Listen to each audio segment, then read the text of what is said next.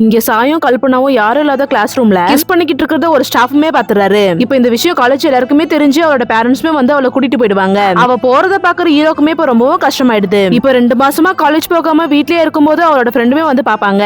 அவளோட அம்மா கிட்டயும் செமஸ்டர் எக்ஸாம் வரப்போதுன்னு சொல்லிட்டு போறதுக்காக வந்திருப்பாங்க. இப்ப அதுக்கு அவளோட அம்மாவுமே ஓகே சொல்லிடுறாங்க. அவளோட அம்மா இல்லாத நேரமா பார்த்து ஃப்ரெண்ட்ஸுமே அவகிட்ட ஒரு கச்சிஃப்மே கொடுத்துட்டு போயிடுவாங்க. நான் தனியா இருக்கும்போது அந்த கச்சிஃப் ஓபன் பண்ணி பார்க்கும்போது நான் உன்னை ரொம்பவே மிஸ் பண்ணேன், எல்லாத்துக்குமே சாட்சி இருக்குன்னு சொல்லி சாய் எழுதி வச்சிருப்பான். அதை படிச்சுட்டு அவளுக்குமே ஒண்ணுமே புரியாது. இப்ப அடுத்த நாள் அவளுமே காலேஜுக்குமே போயிடுவா. சாயும் கல்பனாவும் நேர்ல பாத்துக்கும் போது 2 பேரும் பேசிக்காமே போயிடுவாங்க. இதுக்கப்புறம் நம்ம லைஃப்ல இவனால கஷ்டப்படக்கூடாதுன்னு சொல்லிட்டு அவன் இருக்கிற இடம் பக்கமே அவ போக மாட்டான். அவளோட அம்மாவும் வீட்டுல போன் யூஸ் பண்ண கூட விட மாட்டாங்க.